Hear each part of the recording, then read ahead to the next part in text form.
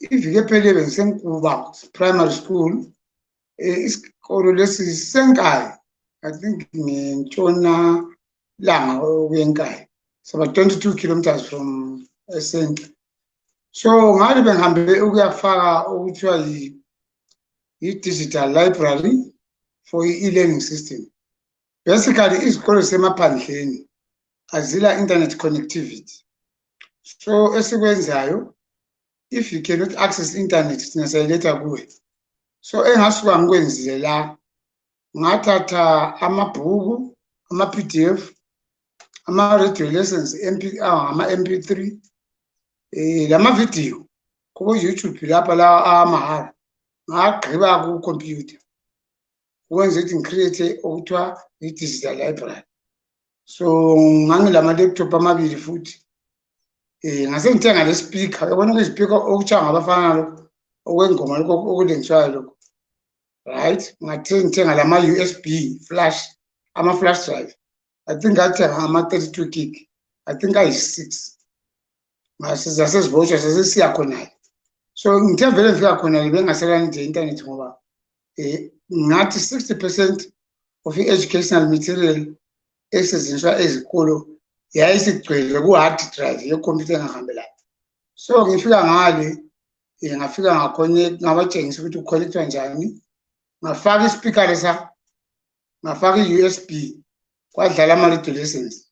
So lapha babesenza okuthiwa ngama-auditory lessons, okokulalela.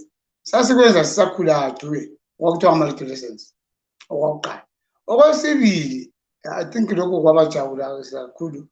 Ama-video ngangihambelayo lawa aya ku-computer. Ngenelisa ukuthi edlalwe kuma-computer wirelessly. Kodwa engazange yeye ku-internet. Ama-computer lamafoni abo ayicupha khonapho ku-computer le engangihambelayo, okuthiwa yi-local area network. So ngase ngithina lababalisi ukubana beziproducele i-content yabo, ngoba ungananzelela ukuphuma kobo YouTube lezi ndawo ngokwemazweni okunye. Yeah. So ngabafundisa ukuthi berekhode using amafoni abo, lokuthi berekhode ama-radio lessons ngolimi abantu aba. Yes, so ngasikhangela khona mpoke singathi ukuze kwethule uhlelo lolu wethula ngaphansi kwenkampani okuthiwa kuyini, njalo ubona ngani kuyasebenza kakhulu yini emaphandleni nxa usethula uhlelo lolu? Yeah, kuyasebenza. Ikhampani mina I'm a consultant ku-telecoms and ICT. Ikhampani yami kuthiwa yi-Wozatel. So uhlelo lolu ngaluqalisema etown lapha kuBulawayo. Ngifaka ama-website yama-e-learning libraries esikolo, where abantwana could access i-material esikolo kumbe using internet. But even etown lapho kune-internet yangikhona iyadula. So esasikwenza izikolo lapha eMtshede naseMzikazi primary, abantwana bayabuya esikolo kumbe abazali lama-USB drive kumbe lama-memory card sebekopela isifundo leza kuma-memory card, ngoba wonke umuntu ula-iPhone lapha endlini. Abantu abaningi balawo ama-smart TV lapha ababukela khona umvango labosidingo and so on. So igap yayikhona, ngezwa abantu abaningi bengibhalela bengilobela besithi pho-ke thina emakhaya okungala internet okungalazisa kuthiwa. Ngathi hayi, for izesa kusetshenziswa ama-solar panel, njalo ama-computers awasebenzisayo kuthiwa ngama-micro computers, okutsho ukubana akadli umlilo omningi.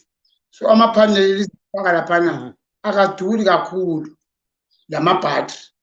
So i-demand, i-excitement angayibona kubotitsha, njengoba ngithithi ngihamba kokuqala ekhaya, semphendule koBulawayo, sizabuyela ngemva kwamaviki amabili to perfect the program and look for a proper video camera so that I don't use a phone.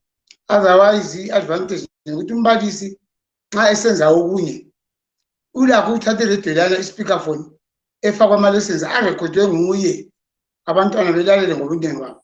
Njengoba ngimsazi ukuthi kule COVID bahlala phansi kwezihlahla ezitshiyeneyo, abanye abantu ehlala lapha emthunzini kudlalwa ama-lesson abekotshwe uma afaka kuma-USB.